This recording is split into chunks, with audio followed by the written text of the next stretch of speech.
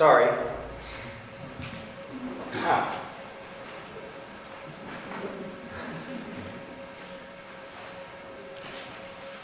I was wondering why that music was on the keyboard. Just a second, please.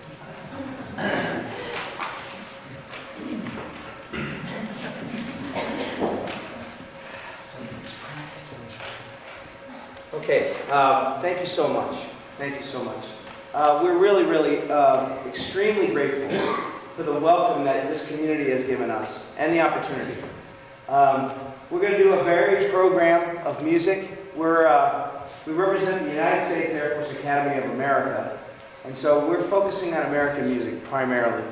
There'll be some other things that we'll do, but the next three pieces are traditional American songs.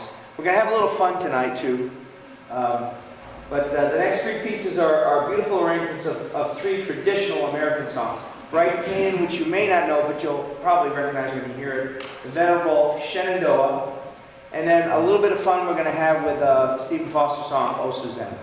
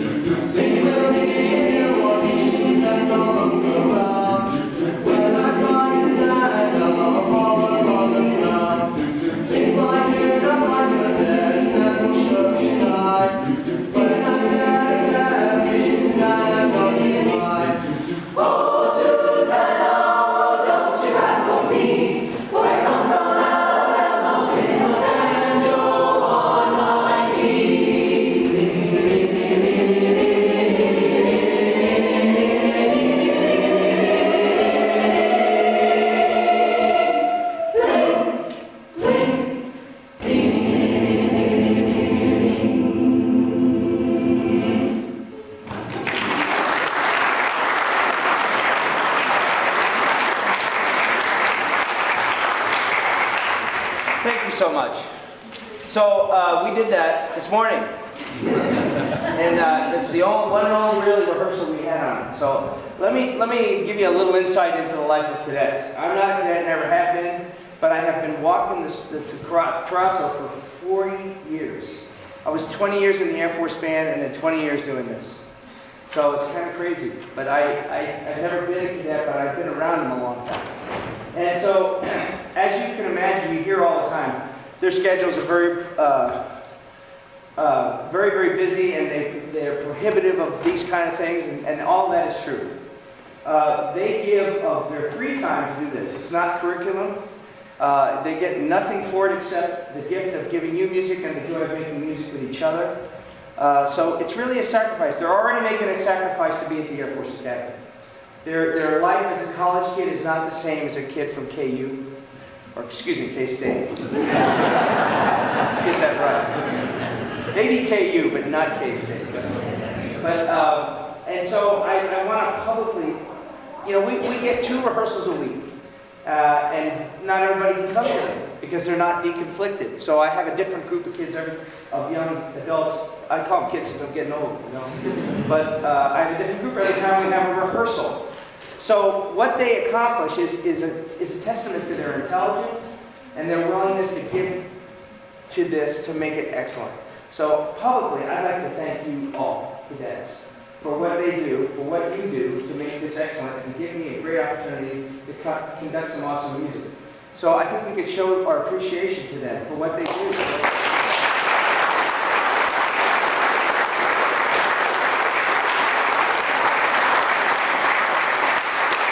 And the gift that your community and that this parish has given us is give us 4 hours of uninterrupted, focused rehearsal, which we just never had at the Air Force Academy. And we've accomplished more in this morning's 4 hours of rehearsal than I have all year, really. And they enjoyed it, but they got to go back, and there are things to do. So anyway, the cadet experience seems to be a period, a collection of tests that are always pressure on them. They always feel like they're under pressure and under scrutiny. Does that sound right to you guys? And it gets old after a while, wears them down, So this next song is an American Negro spiritual, an African American spiritual. And of course that is coming from a society of people who sang these songs with hope, and they had no reason to have hope based on their situation. So this song is an homage to the cadet experience. It's called "Didn't the Lord Deliver Daniel?" Okay? And it features a trio of women, which is also kind of an important thing to do with the academy, because 20% of the student body are women. 20%. So you're looking at a choir that's about 50, well actually there are more women than men. Okay? So that's a feat in and of itself, because I've got 80% of the student body to choose for men and 20 for the women.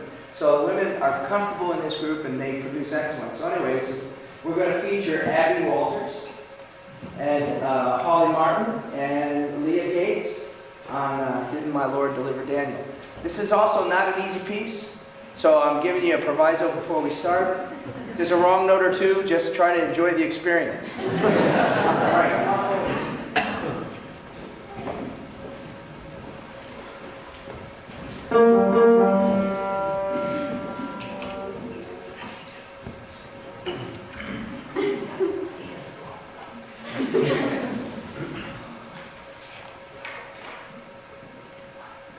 Did my Lord deliver Daniel, and why not every man? Did my Lord deliver Daniel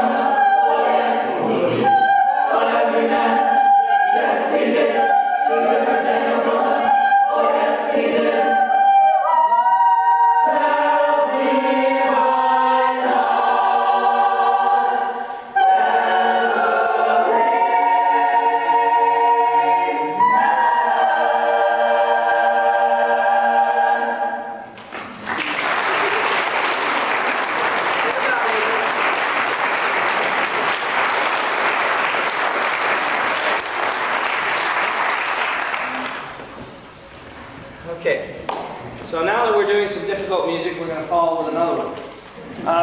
The global mission of the Air Force Academy is well known, of the Air Force is well known. So we think that we need to train these young people on geography. And so I have found a teaching tool that will work. This was actually done as a serious piece. In the, I think it was 1950, maybe 1949. It was when we in the 20th century were reinventing everything. And we knew better than anything that had happened before. You know, we had that kind of an attitude in society. And the musicians were doing the same thing. 20th century music, I don't know how much you're aware of that, but there was a lot of atonal stuff that didn't sound pretty at all. But the 20th century composers were convinced that their cerebral level of creating music was way higher than the rest of us folks who thought, this sounds like crap.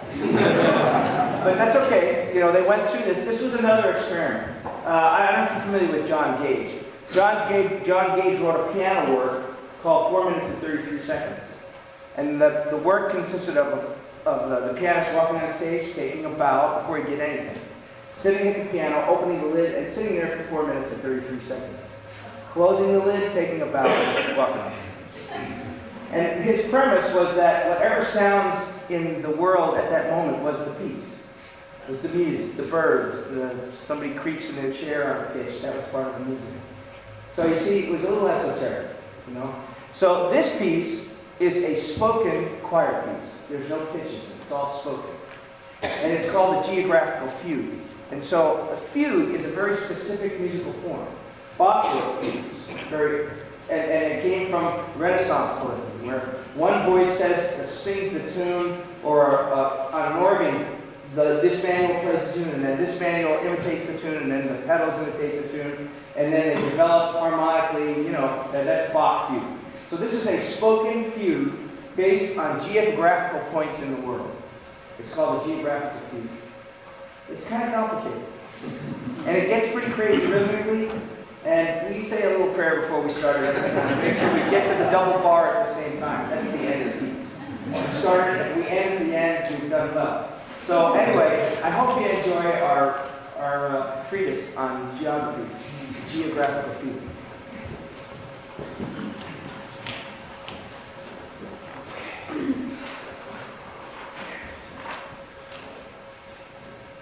Trinidad, and the big Mississippi, and the town Honolulu, and the lake Titicaca. The political capital is not in Canada, rather in Mexico, Mexico, Mexico. Trinidad, and the big Mississippi, and the town Honolulu, and the lake Titicaca. The political capital is not in Canada, rather in Mexico, Mexico, Mexico. Trinidad, and the big Mississippi, and the town Honolulu, and the lake Titicaca. The political capital is not in Canada, rather in Mexico,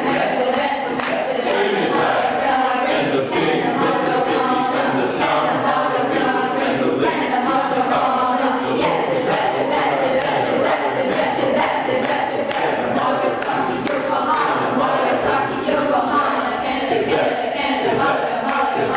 Mexico. Trinidad, and the big Mississippi, and the town Honolulu, and the lake Titicaca.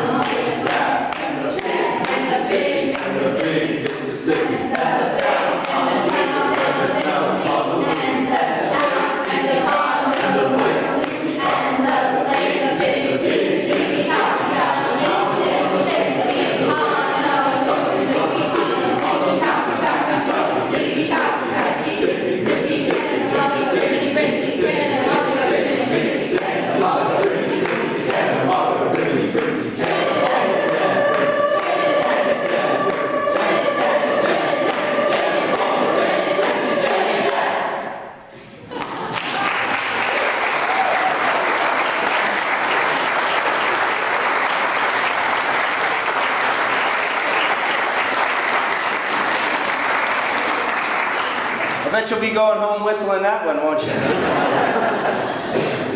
Okay, what we train these young people for is to be part of the military. And part of the greatest military in the history of the world. And it's the United States military.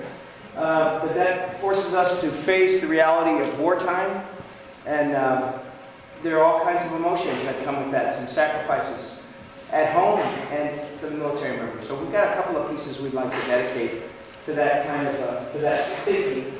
The first one is a beautiful arrangement of Danny Boy. Danny Boy is traditionally thought to be a man sending his son off to war, speaking to him. Of course, these days we send our daughters off to war, and we send mothers and fathers, sometimes grandfathers and grandmothers off to war. And it's a tough world we're living in right now. So I'm not going to draw any conclusions for you. I'm just going to offer you this piece of music for you to think about that. And then the second piece is a very beautiful arrangement of a World War II song called I'll Be Seeing You. And the words are so poignant about those soldiers who got on a boat and left and didn't come back until it was over. And that was 4 years of living in Europe and not coming back. And I'm sure we have some veterans. Are there any World War II veterans here tonight? You understand what I'm saying? And that was a tough, I can't believe what, I don't know which is worse. These young people now deploy, they go for 6 months, and then they're right back. After they've been through that hell, they're right back. And that's a hard transition for them to make. The guys from World War II had that boat trip to transition. I don't know which one's worse. They're both horrible, and they're both huge sacrifices for families. So out of this adversity comes music. And so here's two beautiful pieces for you to just think about when we consider those things.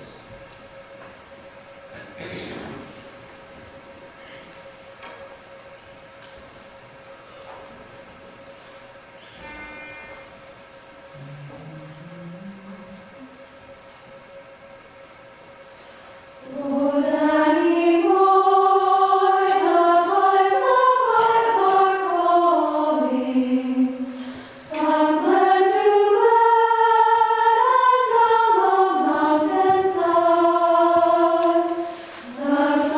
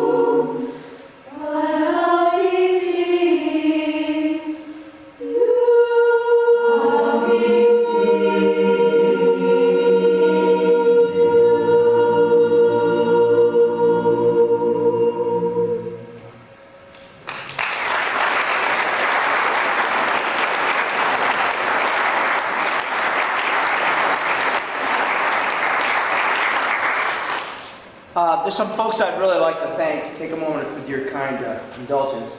The first thing we'd like to do is we would like very much to thank the host families who adopted our cadets, fed them, housed them, schmoozed them, pampered them. They really enjoyed you very much. I've heard nothing but straight wonderful comments. So would all the sponsored families please stand and allow us to give you a round of applause.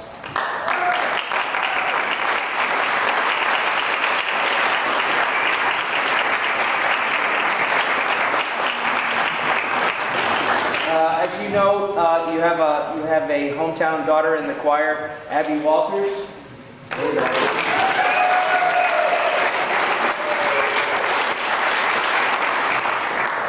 I'm in mourning right now because Abby is going and has an opportunity of a lifetime to go to Georgia next semester.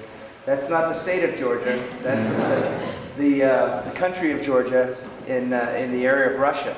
It's an immersion program, right, for the Russian language, which, by the way, is not an easy language to learn. And so we wish you well, Abby, and congratulate you. But I'm going to miss you next semester. But I'll put you to work as soon as you get back. But her folks, Mark and Brenda Walters, were really the catalyst that got everything started here in Atwood. So Mark and Brenda, please stand and thank you very much for all that you do.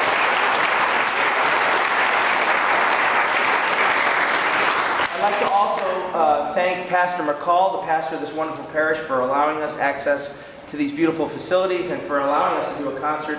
In the acoustics in this sanctuary are quite good, Pastor. So thank you very, very much, Pastor McCall.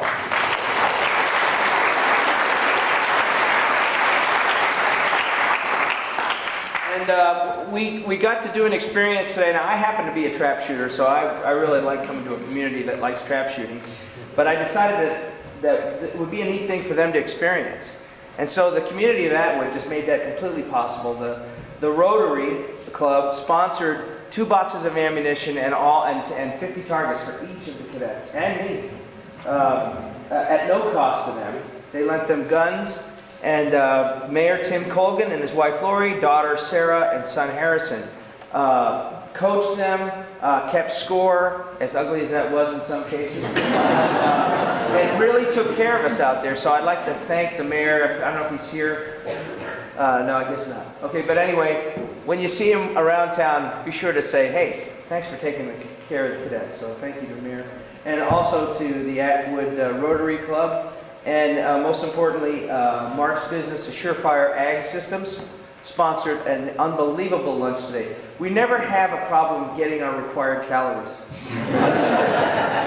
And you guys were over the top. I mean, the food tonight was fabulous, and so was it at lunchtime. Yes? And we hear things here that we don't hear where we come from, like homemade ice cream, for example. Okay. Homemade ice cream is no big deal to you guys. It's a big deal to us because nobody has homemade ice cream. But anyway, thank you so much for that. We're going to conclude with a few Air Force Academy songs.